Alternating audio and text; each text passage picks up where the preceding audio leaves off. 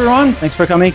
We'll talk about, I think the title is a bit interesting, but how we have 26,000 units under construction in Calgary with near zero immigration target.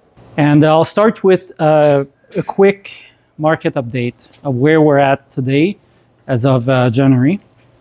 So, as most of you probably know, we're heading into more of a balanced market. Right? In some cases, we are in a balanced market depending on the property types. So this is the January 2026 total residential. So that's aggregate of all the property types. And we are about 5% year over year down in value. Now, when I go to the other slides, you'll see it really depends on the type of properties. Sales are down and months of inventory are up, right? So cooling down market overall. But the story is a little different on the type of properties. So detached and semi-detached have been quite strong. Detached minus 3% year over year. And that really depends on the neighborhood. Some neighborhoods are flat or even slightly up in some cases. Some neighborhoods are a lot lower. And that tends to be northeast and east side, Forest Lawn, Dover, those kind of areas. They went up faster than most of the areas in the city, and they also went down a little more, right? But generally fairly resilient. It's definitely more of a balanced market, not a buyer's market in that sector.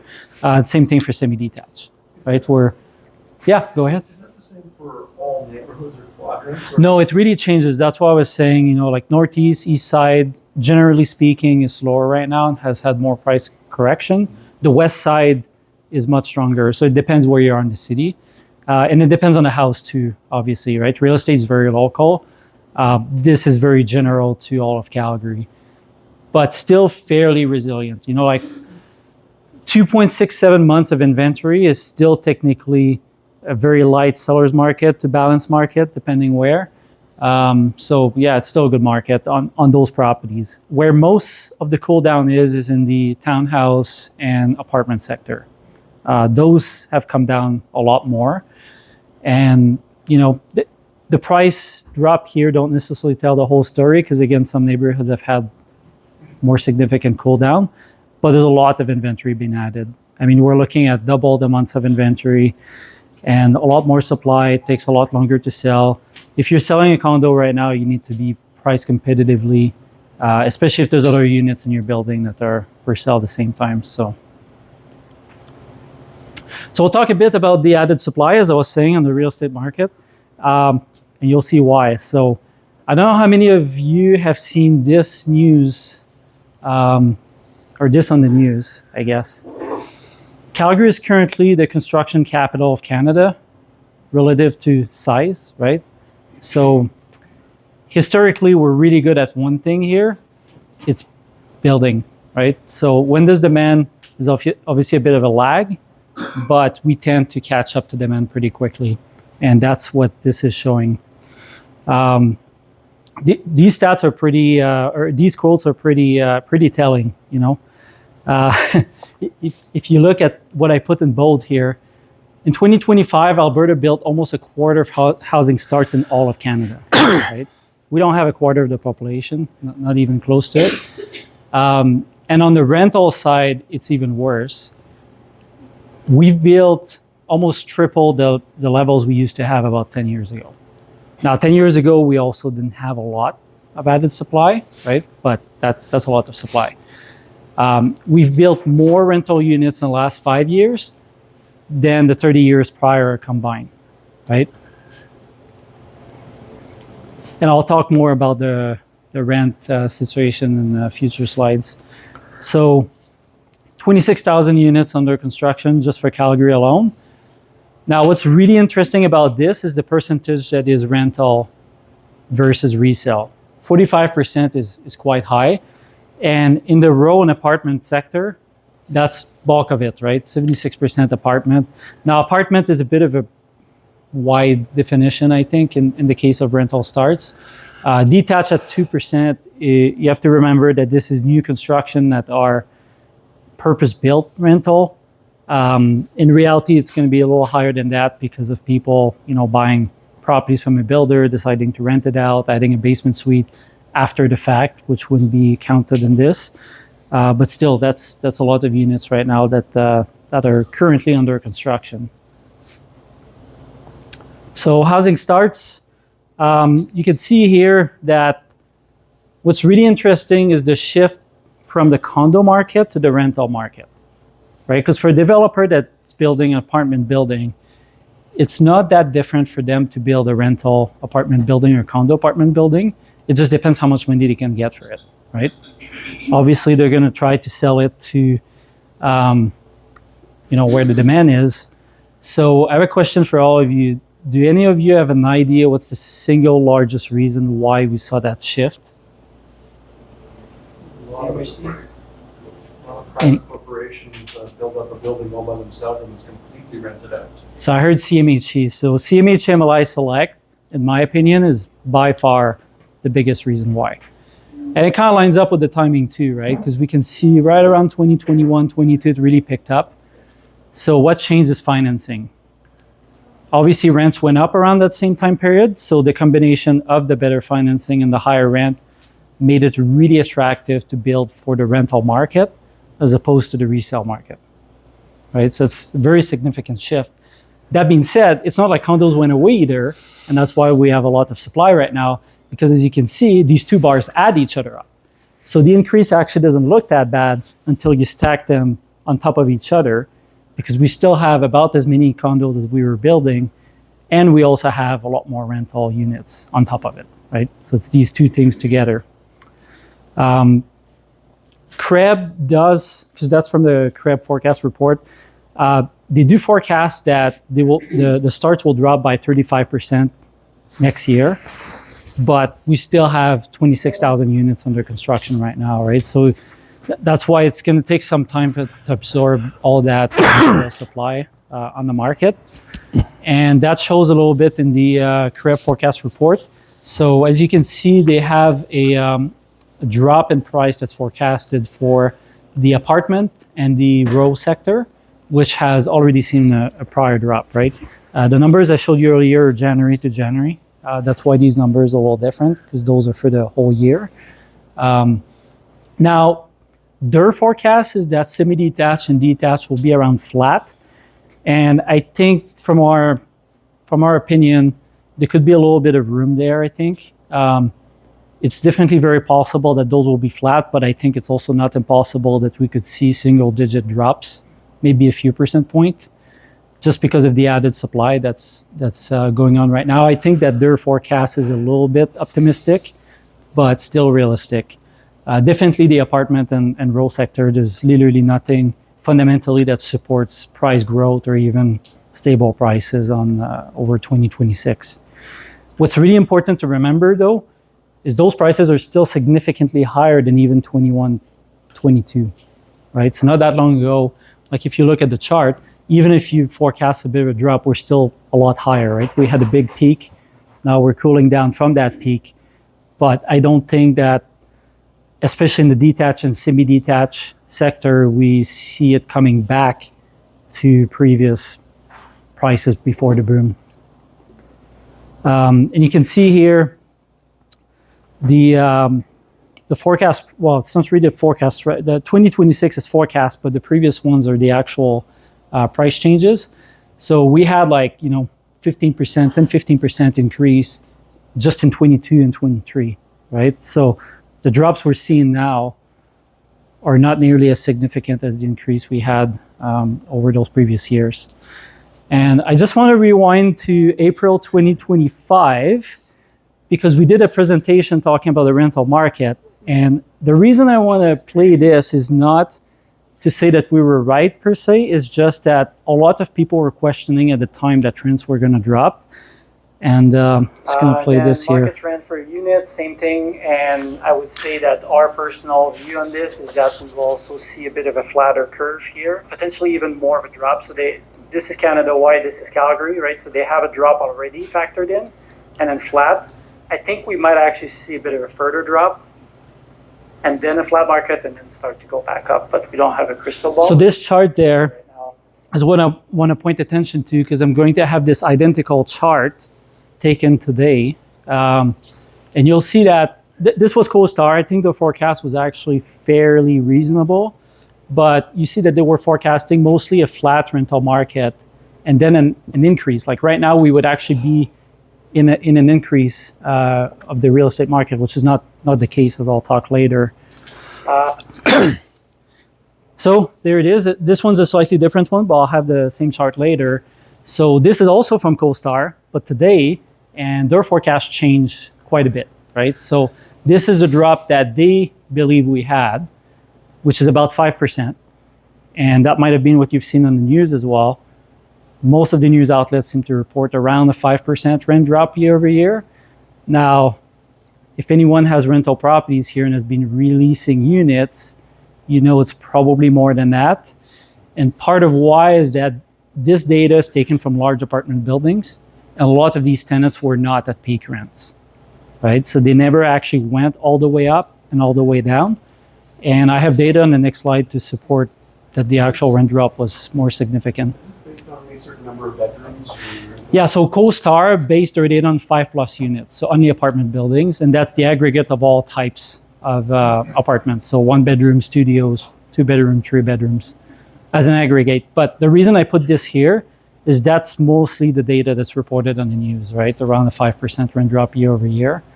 And their forecast, what's funny is that it's going to go back up again, right? But according to their forecast, we were supposed to go like this. So that's my grain of salt. Now, this data I got from a friend of ours, Larry Lee, who I would definitely recommend you speak to if you need a commercial mortgage broker. He knows a lot about CMHC. Junie just had him to his event just a few days ago, right? Familiar. Yeah, it looks familiar, right? Well, I really like this because Larry also didn't believe the data that was reported on the news. We talked about that. So he started to chart his own data. And what he's been doing is every day he's been recording the data from RentFaster.ca because they don't give you the stat. And he's been charting it out over 2 years. And what we see is about a 15 to 20% rent drop on the asking price. And that's more what we are seeing as landlords, and anyone in the room that rented at the peak and had to re-rent recently has probably seen similar numbers. Obviously, it depends where you are in the city and all that, and it depends on the property type, right? The worst of these chart and percentage point is the basement 1-bedroom, right? Because we had a more unit of that, which is around 20%. Most of the other ones are around 15%.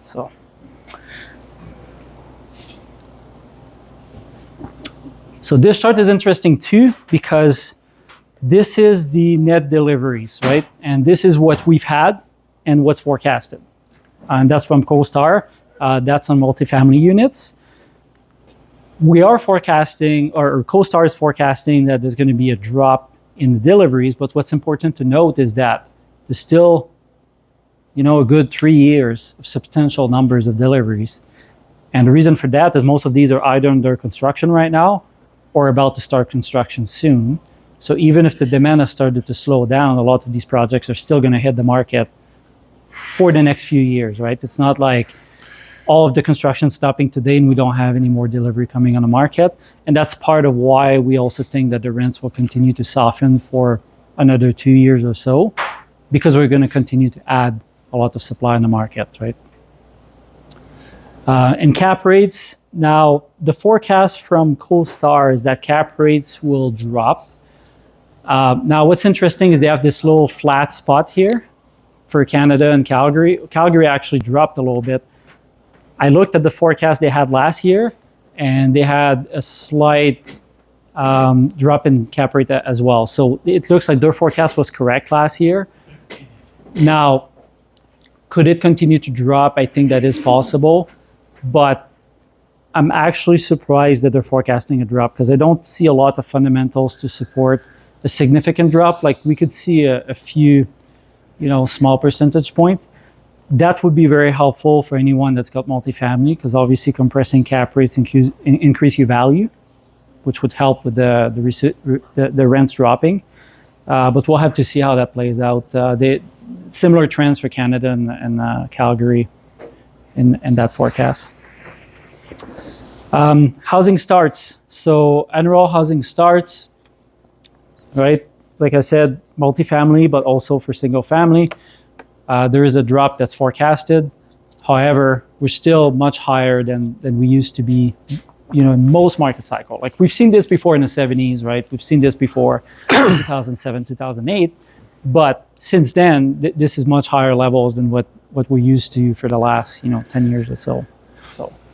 But it's going to come back down, right? That's the thing. Calgary is very good at building. And this chart really shows the story of that, is when there's demand, we build.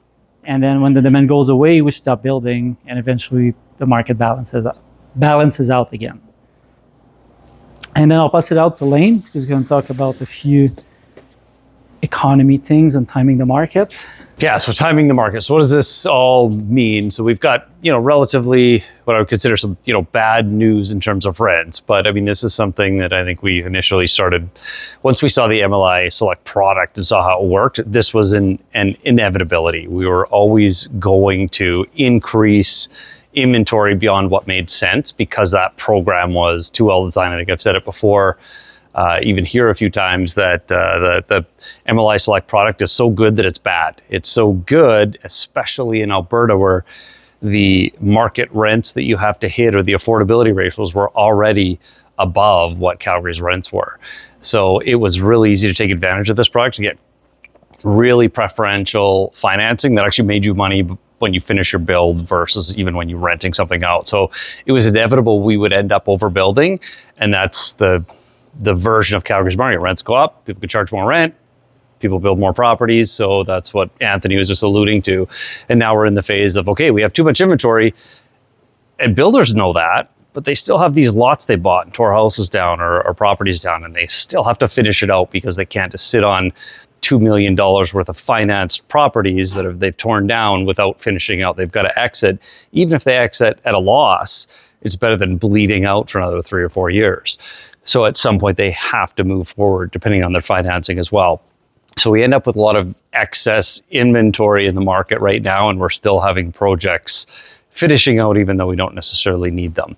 We'll talk about why some of that shouldn't matter for very long. But we always like to be honest with people. Even last year when everyone else was saying, oh, rents are going to go up, look at the stats. And the stats there was always a lag time, and they were just incorrect, we believe. We did at that time as well, and we were telling people prepare for drops, and we still think there's further drop to come for those very same reasons. But we're still buying, and we both bought 2 properties this year because 3, did we? Jesus. Yeah, that was a principle. So it was just that the idea is that you buy a good house when a good house comes along instead of trying to time the market. Same as what Warren Buffett does buying stocks. He doesn't try and time the market. He's not a trader. He buys good companies and then he holds them for a very long time. And real estate is not something you can trade in and out of. The transactional costs are too much. You haven't even seen this yet, have you? Or did you? Okay. So this I did today because this is something that I think is because people ask me, well, what does that actually look like? So this is all wrong. The dates are off. I used ChatGPT and I kind of threw in some dates, but I'll explain why it's relevant. It is really just for the illustration of it. Is I think we're peak to trough. We're 30% drop in rents is what we're going to see. So it's scary to a lot of people. But we've already experienced 15% of it. And that peak was a very short-lived period of time. I don't even think 25 should be in there. It should just be 24. If you kind of rented the middle of 24, beginning of 2024, that was the peak. But that peak didn't last very long because our inventory kind of caught up to it. So if you rented a place out in January of 2022, and the tenant is just moving out now and you're re-renting it, you're probably still up on rent or even or close to even. So it's only if you rented in that kind of peak, end of 2023, 2024, maybe through 2025, depending on how long your lease lasted, you're going to see a drop in rent if that's what you rented for. So I think right at the peak of that, the people that got the max rent, and I have a few properties that I rented in that, and I know just re-renting those properties now what I'm going to get for them. So I'd say we're already here, but again, if you look back into the 2022 range, we're still a little bit up. And again, this is not accurate or to scale or anything. This was pretty awfully done. But the point is that when I say peak to trough, I mean peak rent that only lasted for a very, very little time. So unless you bought 30 properties that required you to all all in 2024, and you got peak rent for them, and they all require that rent to survive, then it's okay. If you got a portfolio of properties, you're fine. You don't necessarily need this peak rent was nice to have, but for the most part, we weren't able to qualify that. Lenders almost never even believed that rent was there. We couldn't use that. Appraisers wouldn't actually allow us to use those rents because they only happen for such a short period of time. Unless it was CMHC somehow with their Toronto brains on thought that $3,300 for a 2-bedroom townhouse was still reasonable. So I also think that this is likely where we are. And I think that this is going to be another year of, rent drops 5-10%, depending on where you're at and what your property is like. And again, we're talking from a peak. So if you're 2022, you're still okay. We're not going back to 2019 prices. We're still going to be a lot higher than that, even as we bottom out, or at least that's my belief. But we are still going down. This year, rents aren't going up. So make sure, talk to your tenants early. If you've got any renovations to do to the property, now's probably a good time to plan for them. When your next vacancy or lease comes up, it might be a good time if your tenants are moving out to think about any renovations you were going to do, because it's going to be more competitive. But I do think as we kind of head through 2027, that's, I think, when the bottom's going to happen. And then we'll get into some reasons here why I think that we're likely to see some just long-term growth in economics in overall in Calgary and Alberta. I mean, overall, I think money printing is going to happen across the country and across the world. So inflation is going to happen. But on top of that, comparatively, we'll set that aside. I do like to talk about inflation because I think that the banks are going to continue to print money to rescue themselves. But we're going to set that aside for today and really just focus on our comparative advantage here in Alberta. Regarding the drop in rent there, Yeah. where we are on the economic stats on how foreclosures have increased or how numbers of remortgaging have increased? I do have a lot of that data. What's happened is Albertas have just crashed. Like there's almost immeasurable foreclosures, because for the last 15 years, the only money we could spend was money we earned. In Ontario, the money people spent was what they earned plus what they could reborrow on their house, or what they would get out of their house every time they moved up every couple of years. And to the point where I have clients that have moved out there and just their regular verbiage had changed as if their increase in equity was income, to the point where they would call it just like, well, I got the income from my house. So that's your principal residence. You're buying another house now. Yeah, but I use the equity from it. I don't need all of that. I'll pay off my cars with that. And we're going to set some aside for this and that. And people would actually use the term income, as it was so consistent that as long as they were owning a house and moving up every couple of years, they were calling their increased value income, and they were treating it like that. So of course their spending habits are different than ours. And when the market crashed, it was just a temporary, don't worry, next quarter will be better. Next quarter will be better. And now of course they're finding out that eventually math catches up to you. After it took 15 years, which was a long time. So now they're having significant increases because they can't just rescue themselves with real estate. Whereas in Alberta, people now have equity for the first time ever. If they get into trouble, they have access to it. So our foreclosures have gone down pretty significantly, to the point where I believe CMHC came out one quarter and says it's basically immeasurable right now in Alberta because there's so few foreclosures. Obviously still happen. Flips, job losses, divorces, deaths. There's a lot of things that can certainly cause foreclosures, but to the point where statistically not measurable. So this is another reason why I say, yes, it's going to be bad for the remainder of this year. Probably 27 is not going to be great, but I think that's the year where we're going to see the bottom rents. So a lot of people say, well, then I'll buy that. I'll try and time the market. But when you're thinking that, so is everybody else. And then those good properties that are good rentals are going to be gone. It's impossible to time a market. And also it's irrelevant what you get the price for if you're looking at real estate from a long-term time horizon, which I think I want to own everything that I have forever. Is how I look at it. I want to own it for at least 20 years. So I'm going to buy, I'm going to hold, I may refinance and pull equity out. but I actually have the intention to buy and hold. So if you were to have bought, so even in this ridiculous Toronto market, and Toronto has crashed, like this is the blue one, Toronto. It's a pretty big crash. Vancouver, always the most expensive. Calgary and Toronto were always number 2, tied in the early 2000s. And then this happened to Toronto as Calgary did this. So we have relatively stable prices, even though this has happened, and it seems crazy to us.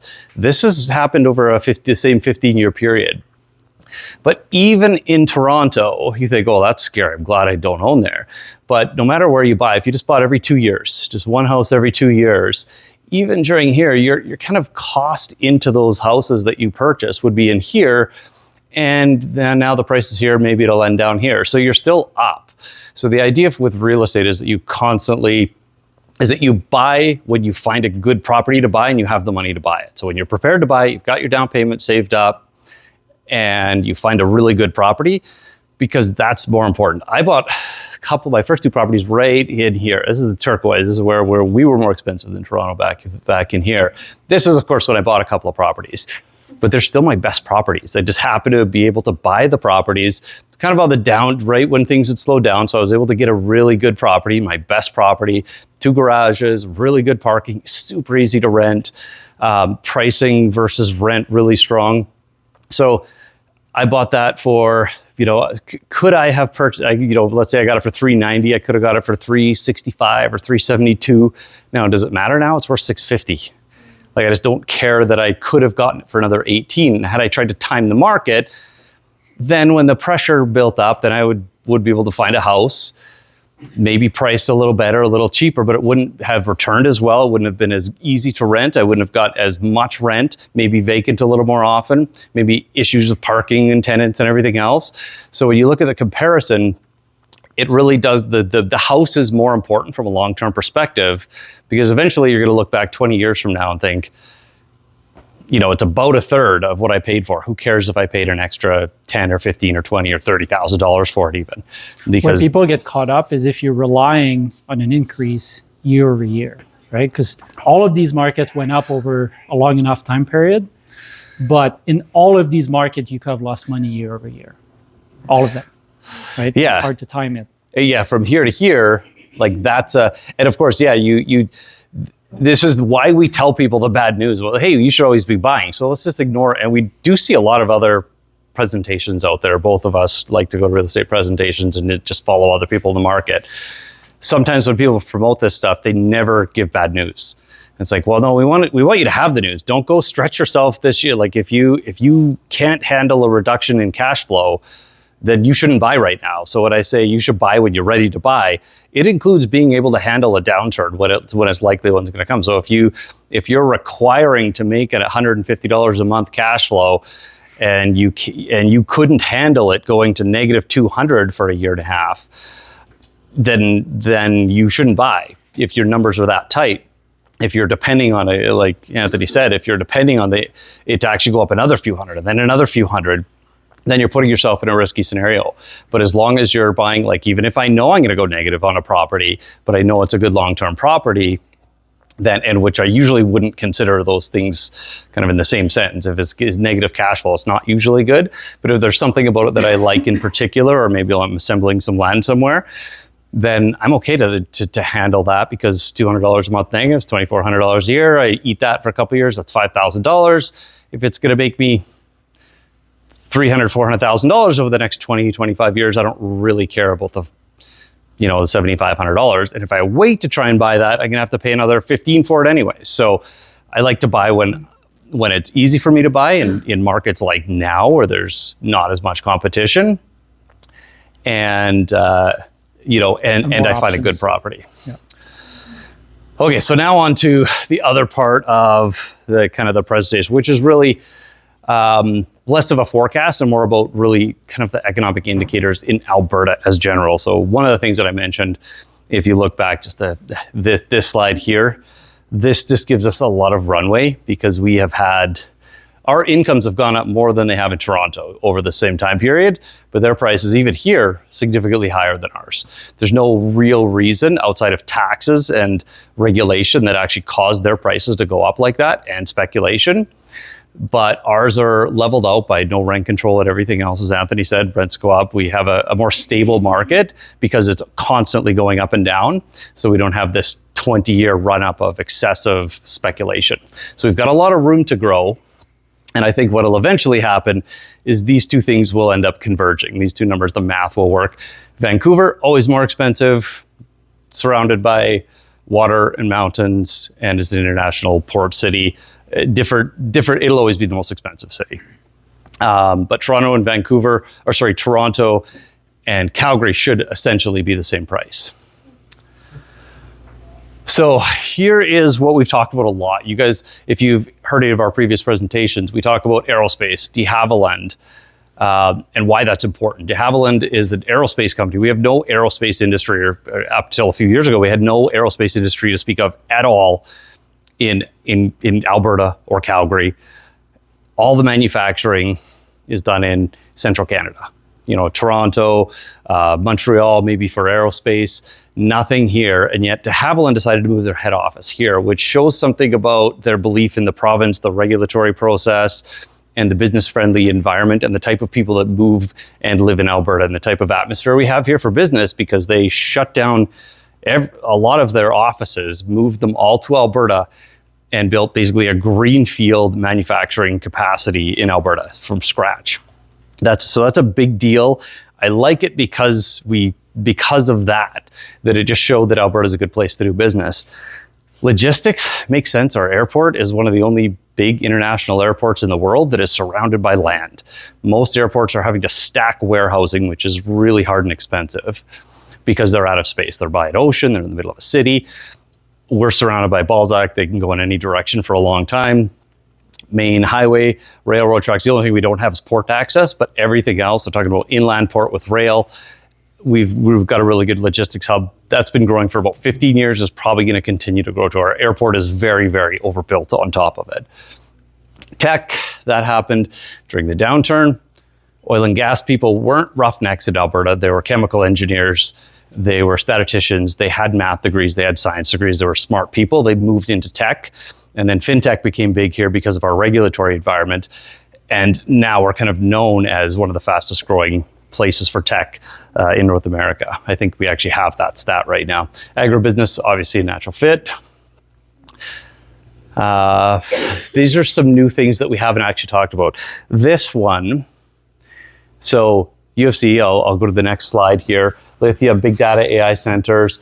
And this is one of those things, everyone wants to be the next tech hub. Winnipeg wants to be the next tech. Everyone talked about it, but in Alberta, we managed to pull it off. And that was something that was very difficult to actually, because every city wanted to be that, but Alberta actually performed really well with it.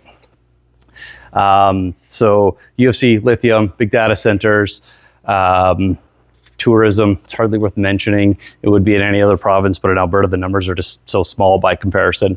So this, it was just in the Herald today, actually. So Calgary was named, I think I don't even know if we made top 200 a year ago, but now we're on the top 100 list, which isn't that big of a deal. We're 97, so it's not like we're peaking anywhere, but we're on the list now of top 100 in Time Magazine. So it makes a big difference, because this was from this morning.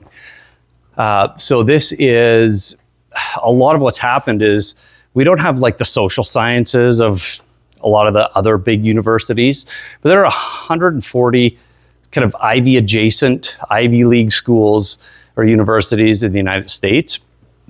And then of course the rest of the world as well. So to make the top 100 is a pretty big deal. A lot of it has to do with the fact that we have a very blue collar type of university. So the research is being credited for a lot of that. So we do research with carbon capture and sequestration, agribusiness, of course, health research, the Cancer Center and their partnership there. So we're doing a lot of kind of real, like, practical research into real world things including hydrogen, chemical stuff. So all the stuff that the world needs, we have a bit of a leg up because that's the stuff we always used to focus on, and now it's becoming more prominent. And Calgary has a bit of an edge because that's always been how our school system is funded. Even our funding doesn't come from, our big funding actually comes from people in the oil and gas industry here. So they like to fund the types of research facilities that work with industry. So that one's, again, kind of a sign of how things have been going, but also probably doesn't hurt to actually have us on the list for a top ranked city. Some of you have probably heard me say this before as well, but Calgary, when I moved here 20 years ago, was a big small city. It was a big Winnipeg, a big Regina. Now I would consider Calgary a small big city. So now we have just the atmosphere. If you want to go buy candy at 1 a.m, there's a candy shop on 17th Ave that's still open. You can buy candy. And there's coffee houses and craft beer stores. It's not just the city of pubs, which it used to be. And if you went to Regina or Saskatoon, that's what it would probably look like, it'd feel like. But Calgary has transitioned. Huge arts center, the revitalization of a whole bunch of different neighborhoods into kind of a trendy, more upscale type of community.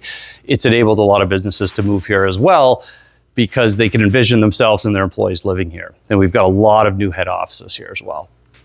This is a big deal too. This is actually a really, really big deal.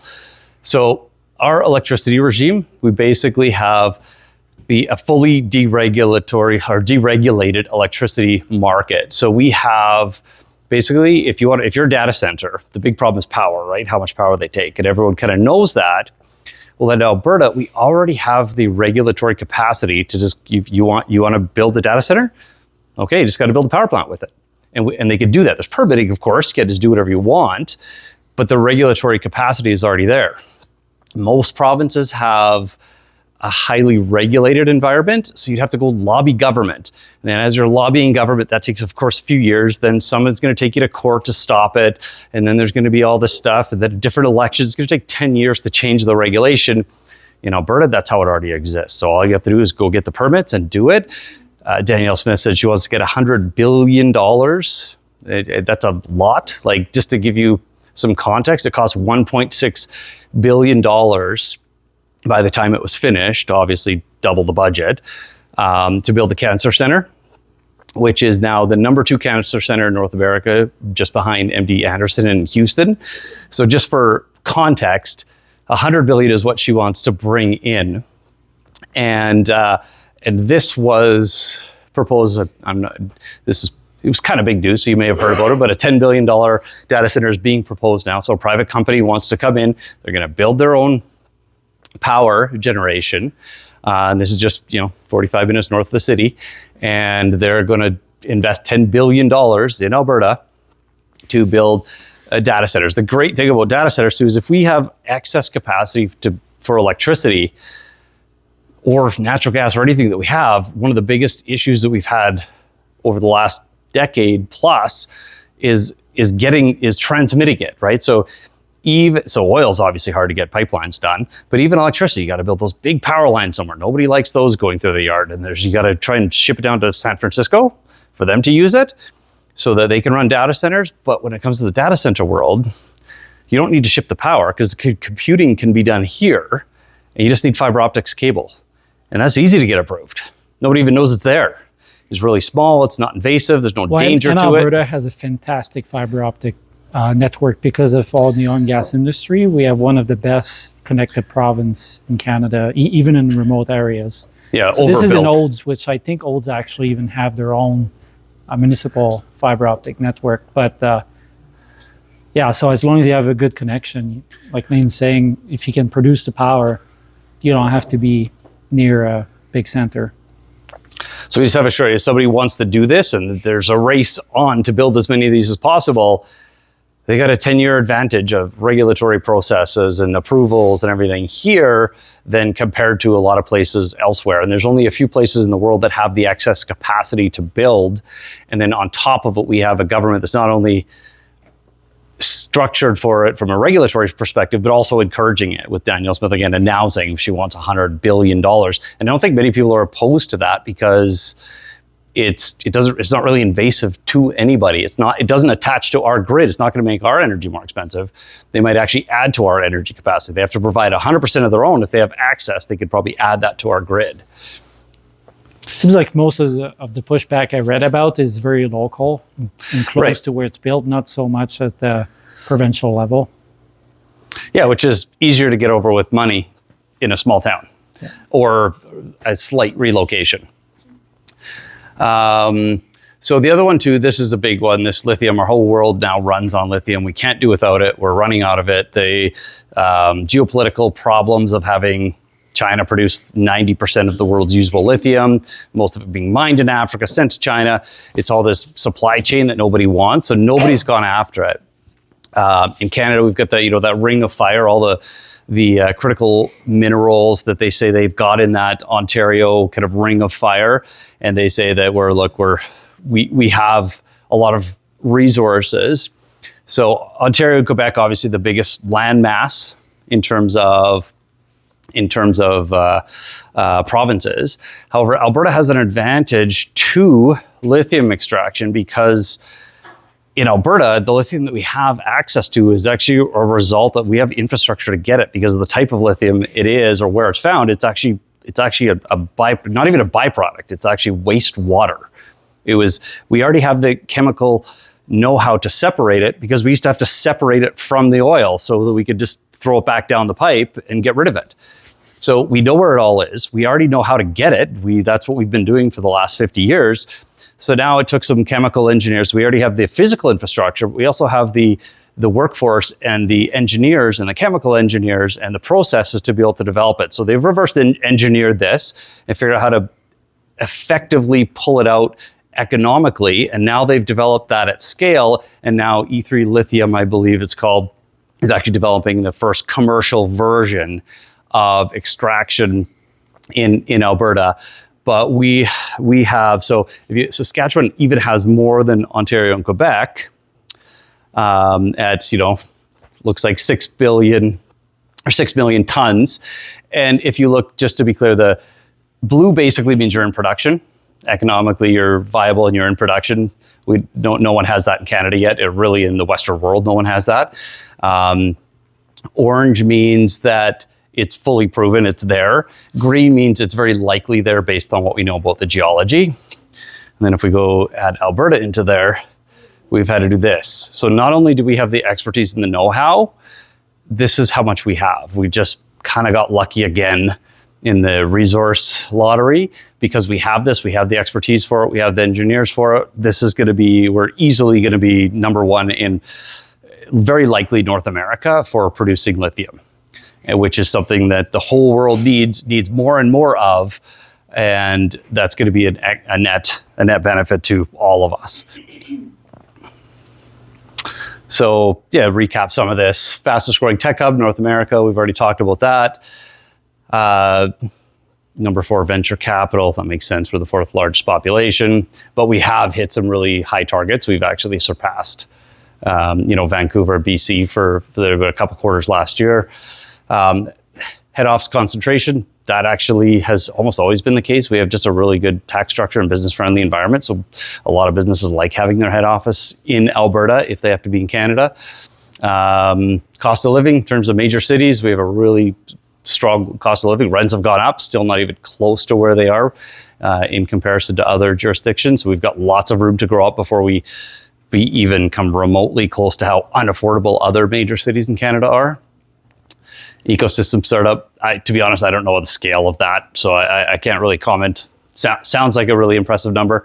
And we have, this is a big deal though. This is why a lot of the companies move here, why we have head offices here, and why De Havilland decided to start manufacturing from nothing and with no real incentive to be here other than we have a regulatory regime and a business-friendly environment. Even under the NDP, it was still business-friendly just because that's the habit of Alberta. Well, these two things combined are a big deal because the lowest corporate tax income rate and the lowest cost of living. I mean, Edmonton has slightly lower than Calgary, but other than that, we're essentially lowest cost of living combined with the lowest income tax rate, right? So Yeah, from a company perspective, if you want to move to a place, so you got to live in Toronto, and you can pay your employee $110,000 a year. They're maybe going to live in a 1-bedroom condo, and here, that's an $800,000 1-bedroom condo, maybe 2.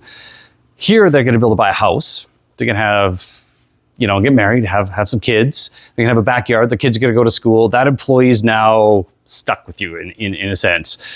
If that employee is now in some condo in Toronto with no family, because it's more challenging to have a family in a condo, and they're scraping by just living day to day, then your employee gets a job offer in Boston, and that sounds pretty cool. Let's go.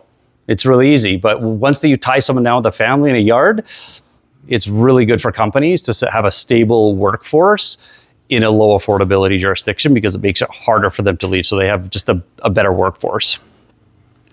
And then again, you add that to the dynamics of our city in terms of becoming that small, big city with a really good art scene, the big BMO center, everything else that's happening. It's just a nice place to live now. So we've got a lot of reasons, which is why we've seen this mass, like international companies moving to Calgary as their head office in North America, even like Emphasis, I think was one of them, the big tech company from India. Unemployment rate. So this is Calgary specifically. Well, this is Alberta. Calgary specifically would be higher than this orange level. So we always have a higher unemployment rate. But Calgary very often has the highest unemployment rate and the highest employment rate at the same time. And the reason why is if you're not looking for work, you don't count for unemployed. Sounds like you're employed, I guess. So the unemployment rate, so what happens is we have more people in the city who are looking for work actively in the workforce, and less people that have given up, and people that move here for opportunity to work. So we have a higher unemployment rate of those looking, but we also have the highest percentage of people who are working, which is one of the reasons we have such a high kind of tax revenue government-wise. Why we give so much transfer payments is because more of us work, we work longer hours, higher percentage of our population actually works as well.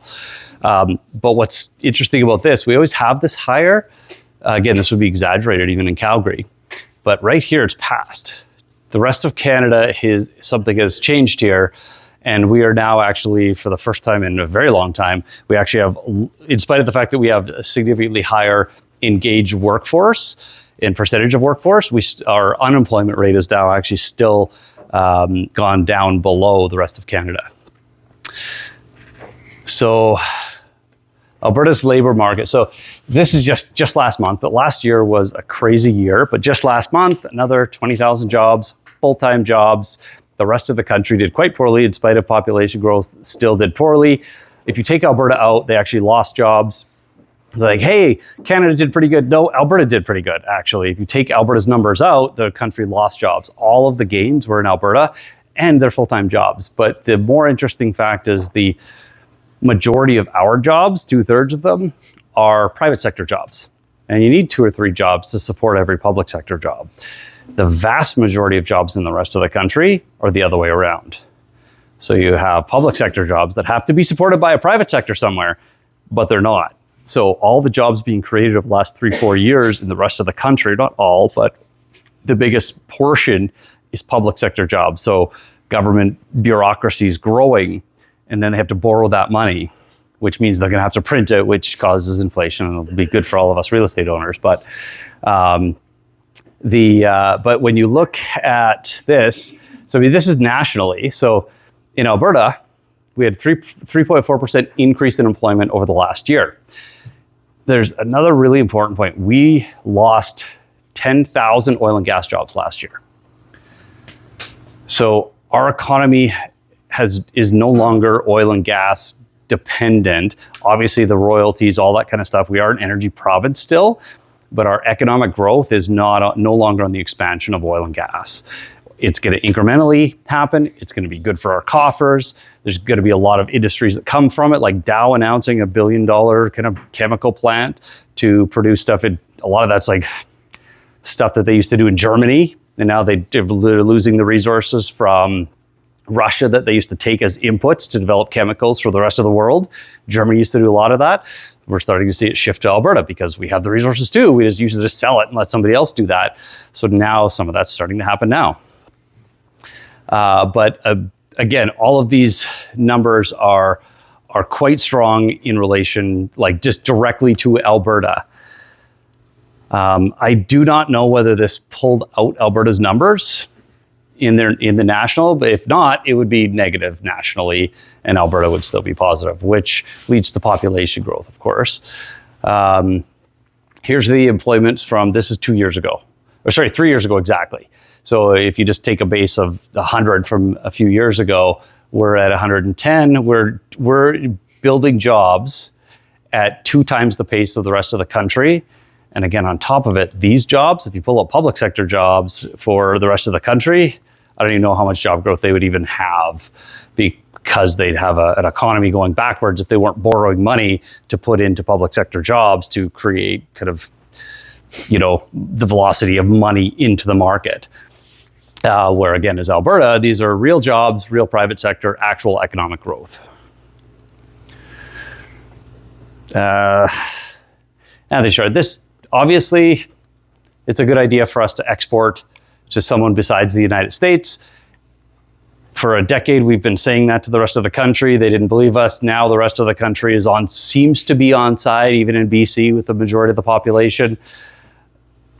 Sooner or later, we're going to push that through. Even the federal government knows that they need the money from that. So we're likely, it's just the likelihood of us getting a pipeline compared to say 3-4 years ago is significantly higher for a variety of reasons. And if you go back, like these are small in the scale of oil production we have, but it's also not in significant numbers. Like it's really just a start of that diversification. Yeah, this is still single digits. Like this is still not even close to 10%. I don't think in terms of we're still setting 90+% of it to the United States.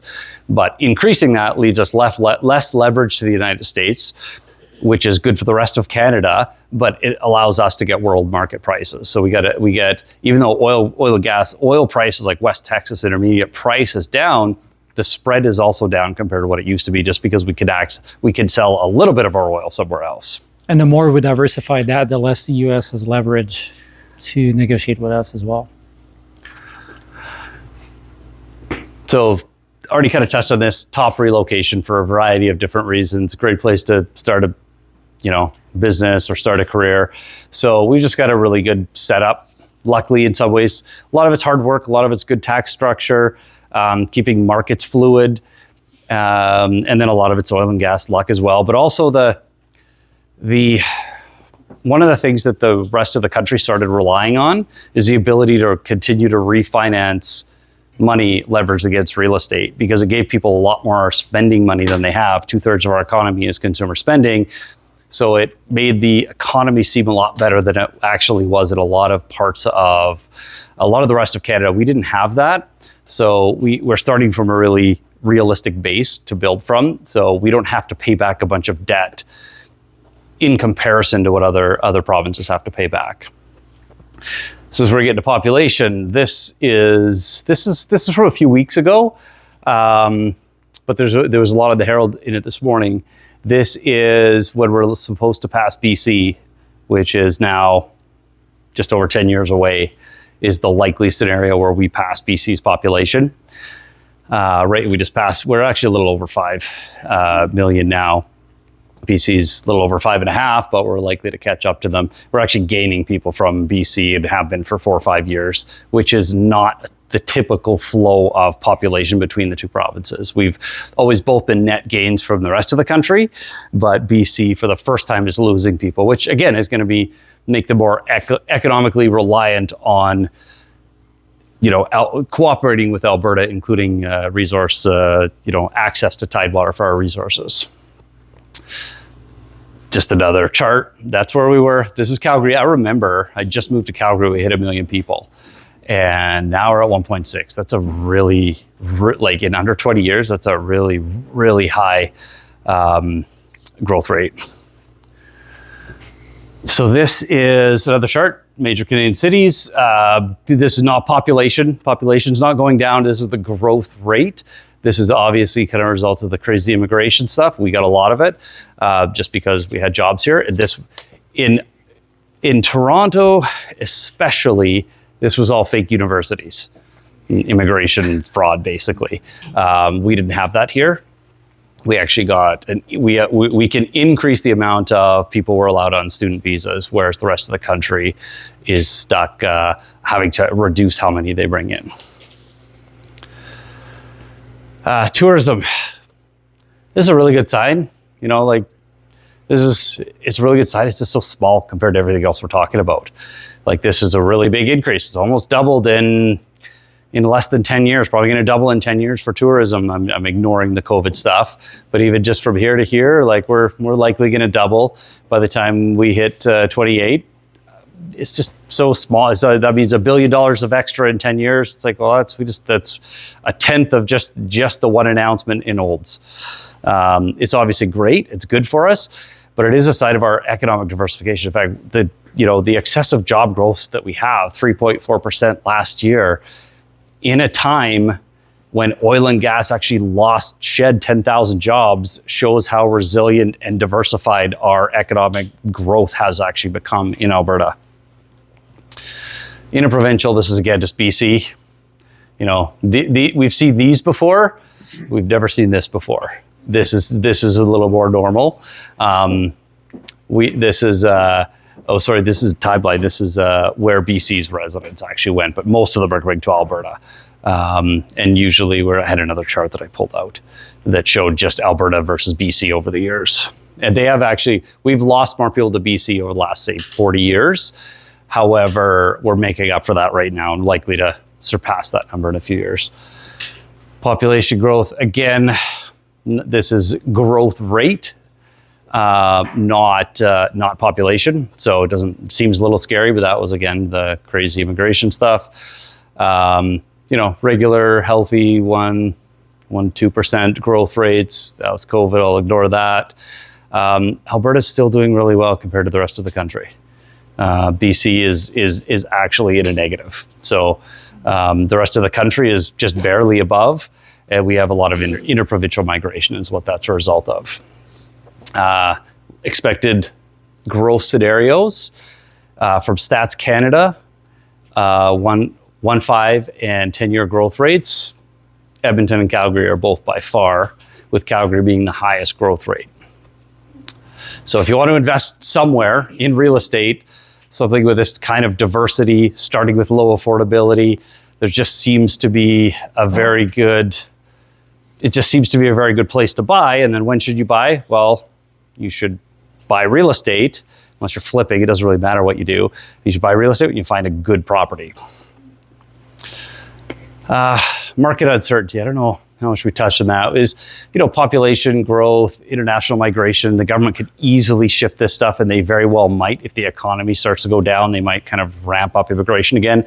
Not to the extent that they did before, but they've almost effectively brought it to zero because they want to try and level it out with previous growth rate.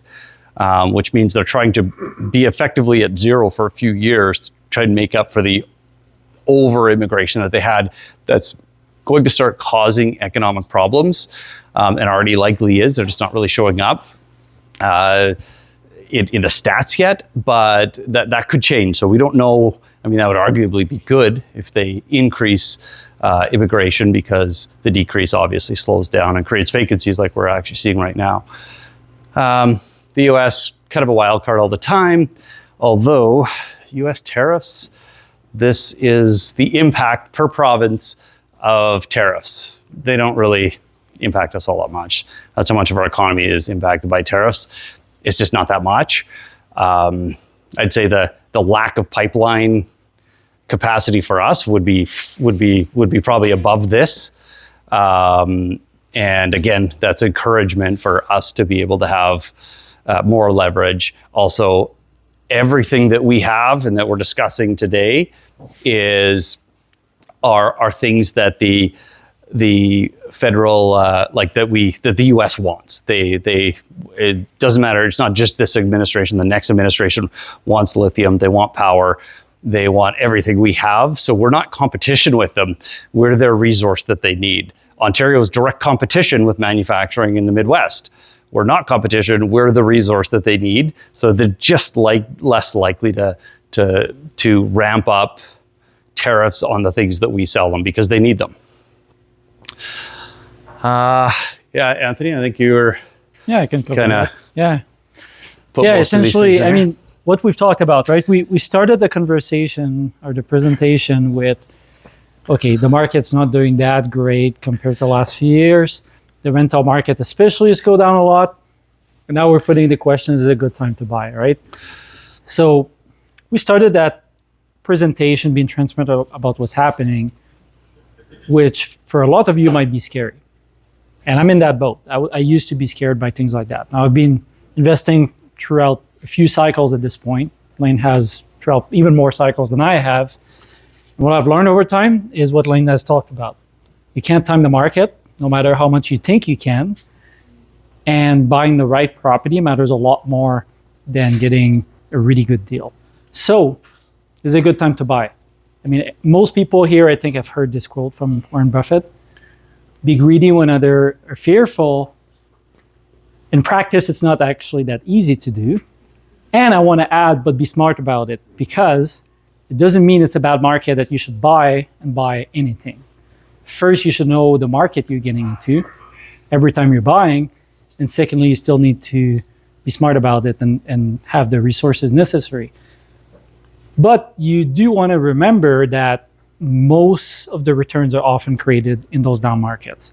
In fact, I should have added it here, but there's a very popular chart that shows all the very successful businesses that were created in down markets.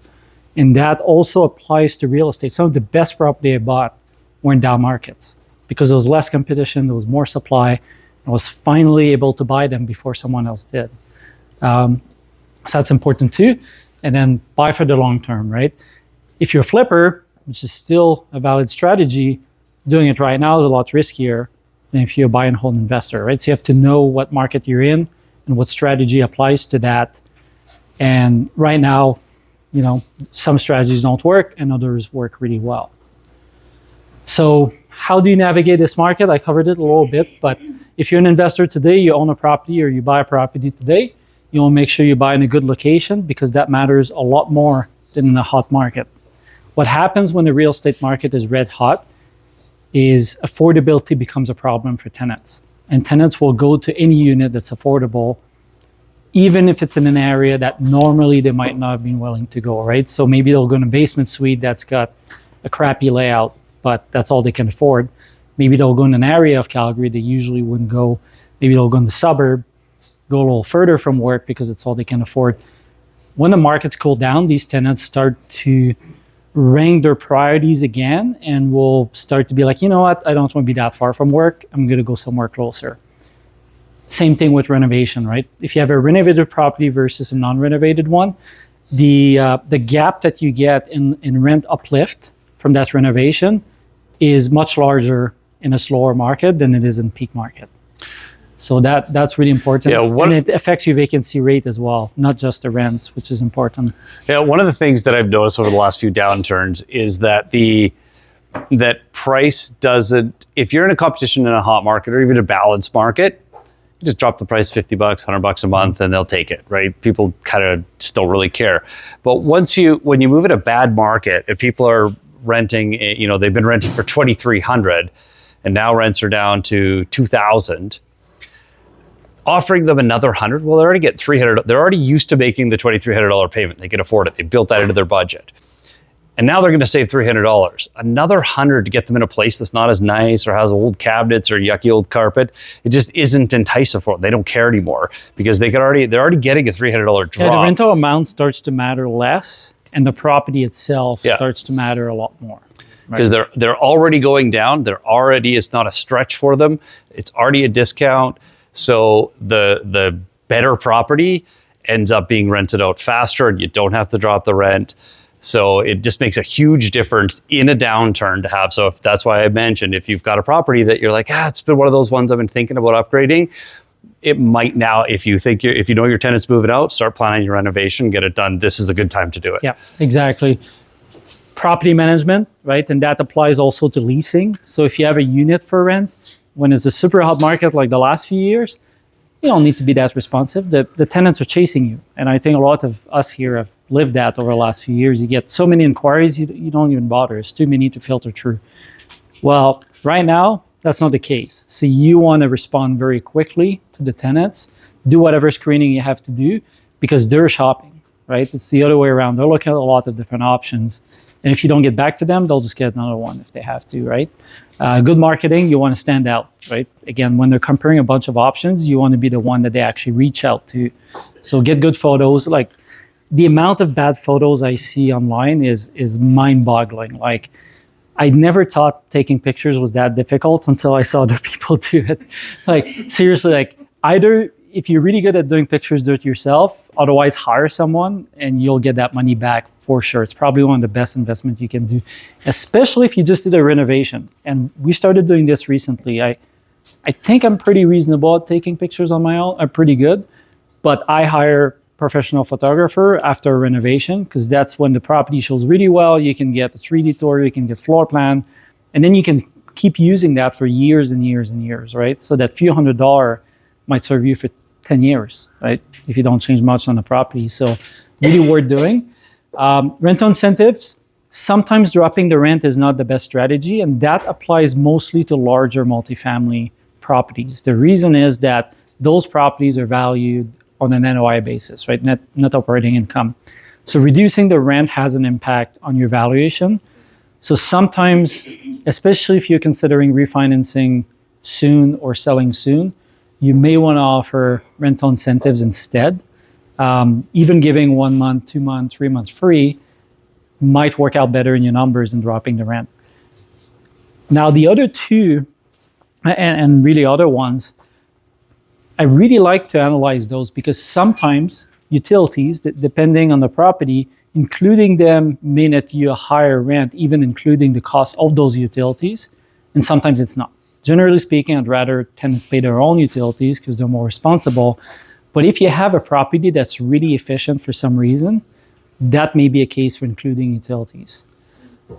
Free internet. I do this when I have more units. I have a networking background, so obviously I understand what I'm doing, but if I can have one internet service and split it throughout multiple tenants, then I can actually generate more income from that.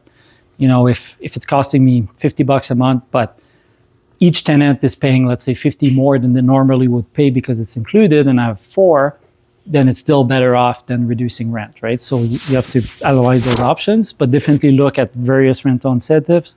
What you don't want to do is be in a situation where you might have just dropped the rent and you're spending more in rental incentives, right? That makes no sense at all. If you're giving 3 months free and you have dropped the rent by $50 a month, what are you doing, right? Especially if it's single family, it's going to cost you way more than if you just drop the rent. And that applies to vacancy. If you're going to be vacant for a long time, just drop the rent. I see bad advice online sometimes, never drop the rents. In Alberta, if you got to get the unit leased, just get it leased, right? And then the last one, if you have a bad investment property, don't hold on to it. And this is something we have discussions a lot with people, is people will be like, hey, I bought a property, it's cash flow negative. Sometimes it's even upside down in terms of valuation. I'm just going to wait until I get my money back. So I'm not going to sell it now because I'm upside down. Well, in this current market, you should have sold it last year, but if you haven't, you should sell it now because it's not going to get better. So if you have a bad property, get out of it as fast as you can and get something that's good. It's really hard mentally to go through a negative return when you sell a property, but that return only gets worse every year. Because if you could improve that cash flow, if you could improve those returns, you're just compounding the problem longer, right? So that applies even more in this market, in the market that's it applies up, to me like 90% of the time where we aggressively give people that advice. It's a condo, and you should just sell the condo. Probably Like, 99%, but maybe not 99%. Especially I don't think condos are great. A lot of times people will actually be making great money on their condo. They think it's a good investment because it's the first house they bought, and they're kind of attached to it, and they're making great cash flow. It's like, oh no, it's my best property. Cash flow's like crazy, real easy. And then I ask, well, what's it worth? Well, 380. Okay, well, how much do you owe on it? 30,000. It's almost paid off. I've had it for 20 plus years. Oh well, so you've actually got $350,000 tied up in an investment that's making you $900 a month. That's a terrible return. If you were to redeploy, go buy 2 single family houses. Now you own land instead of a condo going down in value. You actually own land. And probably make as much cash flow, maybe a little less cash flow, more principal pay down. Or you can take it all and put it into one single family house. The general advice to this that we've discussed before is always evaluate your properties as if you were buying them today. Because it's really easy to get caught on, especially if you've owned a property for a long time. Oh, it cash flows. But if you bought it 20 years ago and you never refinance, anything will cash flow, right? So just evaluate it. Would I buy this today? And if the answer is no, generally it's a good idea to sell and move into something else. And then rental strategies, right? So now is a good time to evaluate other strategies, especially if you're going to have vacancy and you have a tenant leaving. Well, if you're considering doing a short-term rental, medium-term, furnished, like now is a good time to look at that. I'm not saying that you should do these, but it's a good time to look at other options. Especially if you can't sell that property and it's negative, try to be creative in finding ways to improve that income, right? And renovation, like we said, especially if you have a vacancy. I think too that throughout the rest of the year, it's going to become a little easier to find trades to do renovations. They've been really busy over the last few years, COVID renovation and all that. The good ones are still going to be busy, but I think there's going to be a little more availability. And I don't know what happened. Okay, yeah, and then some opportunities that we think are coming up. I hate to say it, but in some very small edge cases, condos could be an option. I wouldn't necessarily buy them right now, but as we continue to see price drops, there might be some select options that could be good, especially if you're looking for a place to move for yourself. So if the goal is not an investment, you've already been shopping for a condo, there's going to be some good deals coming up. My advice on this would be make a lot of offers and don't be scared to lowball. There's going to be sellers that need to sell. And if you get a good deal, and again, there's a good reason why you're buying it, there's going to be some of these opportunities. Assignments are a little harder because a lot of people are upside down. So what they're hoping is that they bought it pre-construction, it's worth way more, they don't want to close on it, they want to sell it. Well, what usually happens is they bought it for way too much, they're upside down, they want to assign it to recoup their money, but they can't. And now you're stuck because you have a gap between what the seller wants and what the buyer wants. But in some cases, these are going to be options because some people gave large deposits, don't want to lose the deposit, get sued by the builder. So look for these if you're into that. But generally speaking, we're not fan of condos anyway. You can come talk to us about that. New builds, and this one also mostly for homeowners. If you've been looking for, brand new house, for a little while, just some better deals right now. There's some incentives that are offered, and that can be a good option. But again, generally speaking, they're not that conducive to good rental properties, but that's going to be improving. The gap between new to resale is shrinking right now. And that gap was very wide over the last few years. It was one of the largest I've seen in the last 10, 15 years, and it's starting to come back down now. We're seeing a lot of properties. We're struggling to get financing for people right now because what's happening is they bought a house a year ago, and that's when builders are like, hey, we can make more money. Let's add $100,000 to the price of everything. And because there was lineups, people paid it. Yep. So now, okay, there's no more lineups. Okay, just drop that $100,000 back off the price. But people paid the peak pricing. And we're getting a lot of people, that 6-figure number is, I've got multiple properties right now, pretty close to that 6-figure number of their properties being appraised at $600,000 less because the builder's selling their identical unit 2 blocks away, brand new, for $100,000 less. Builders, in a downturn, builders are the first to drop because they have all that excess profit built in.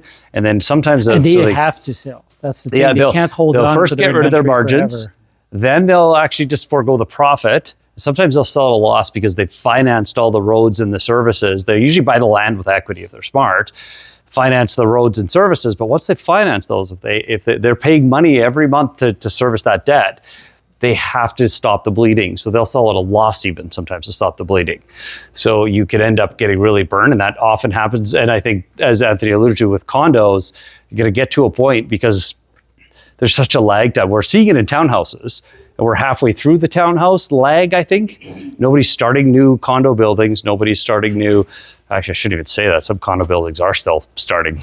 Well, Yeah, you yeah. should clarify. A Yeah. lot of times the buildings that you see being started right now, we're in the process for quite some time right now of being pre-sold, develop the land, things like that, right? So that's a big part of it.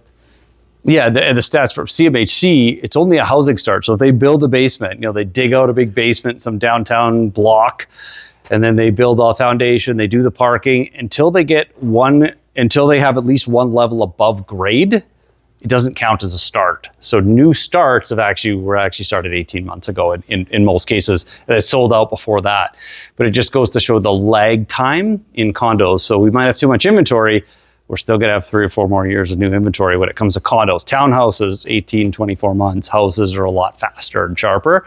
But that's where Anthony's alluding to. We might end up with a massive glut of condos in Calgary in 2 years from now. And prices might be quite cheap under build cost, which then makes it at least a reasonable investment, especially if you actually like the lifestyle of condos. Well, and then a big one, boring long-term buy and hold, right? Which is what we do a lot of. Like we alluded to earlier, lots of good properties, good time to do a BRRRR, right? The renovation to keep the unit. The reason why I put BRRRR and not flip is that in the market we are right now, it's harder to actually pull off a flip, but you could totally do a BRRRR and turn it into a flip. The thing is that if it's a good rental property and the market turns on you, you can just hold it, right? So it's a safer way to do that. And then you build MLI Select, and I put a question mark there because I think we're going to see some of these new build multifamily, especially the townhouse style, like 8, 10, 12 plex type thing, come down in prices. And we're going to see a lot of people sell, is my assumption, because some of these were purchased at rents that never even existed, not peak rents. The rents that they were purchased at never existed. They were above peak rents. And I've seen tons of these. I mean, Layne was talking about $3,100 a month for upper unit. I've seen much higher than that. I've seen $4,000. I've seen $4,500. I've seen basement suites at like $2,400. Like, it's insane, the stuff I've seen. And somehow CMHC, in a lot of cases, still appraised it at that. And some people bought at really low debt to coverage ratio, DCR, with those rents that never existed. So there's going to be some pain in some cases. The reason I have the question mark is a lot of the people that will struggle also bought with 95% loan to value and on a 50-year amortization. If you're stuck, what do you do normally?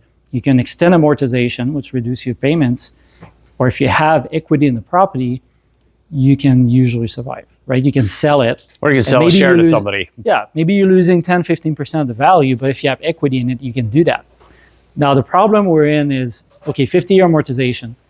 Let's say that even CMHC or the lender was trying to help you and moved it to 55 or 60 years.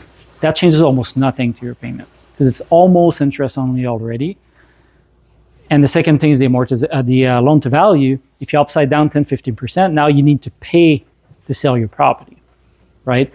So unfortunately, our guess is some of these will probably end up being picked up by REIT or CMHC will package them, because it might be difficult to actually purchase them on the market.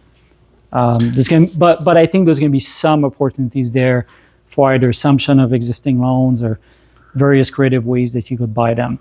And the last one, and that I'm starting to really see over the last few weeks to few months firsthand, is long-term owner of multifamily buildings. So if you've owned a building right now, let's say for 30, 40 years, you bought this forever ago, and you're thinking, I'm going to sell in the next few years and retire, or, start to offload my portfolio. In the last few years, you're like, maybe I'll wait 1, 2, 3 more years. Value is still going up. The rents are still going up. I'll wait to see.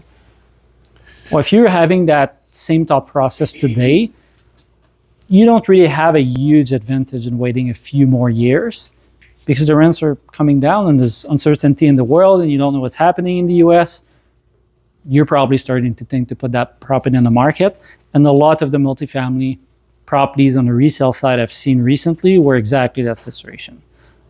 Those are great properties. When we're talking about buying good properties, a lot of times they're either underperforming because the owner is getting a bit tired and they're not managing it super well, which is a good opportunity for you, but usually it's a really good building, or they're still caring for it very well and they just want to get out, right? So most of these properties are a good buy, and those are coming out more and more, and we're starting to see more inventory as well.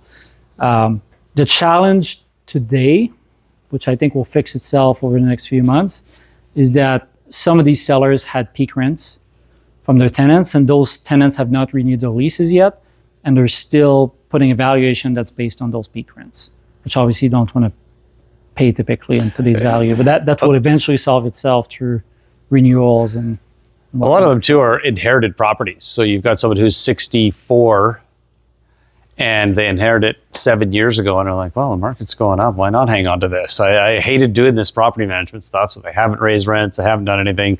Now they're like, oh, rents are going down. No, now it's getting harder. Now I'm getting calls about problems because in a market that's booming and there's no vacancy, tenants are very well behaved. They don't complain about it to the point where it's like you got to do more inspections to make sure nothing's wrong because they don't want to call and they just don't want to talk to you because what if you raise rent or tell them you're not renewing? But in a market like today, now they're like, hey, I want this, I want that, I want this because they know they're paying peak rent and they can probably go somewhere else. Leverage, yeah, right? they've just got way more leverage. So it's going to start getting harder for those people who were really not in it they didn't love being in it. They weren't in growth phase. They were in, I'm going to decide to sell this soon phase. And that might start to happen more. Yeah, accidental landlords right now of all sorts are definitely a factor. And that's all we have for today. If there's any questions, we'll stick around for that for a little while.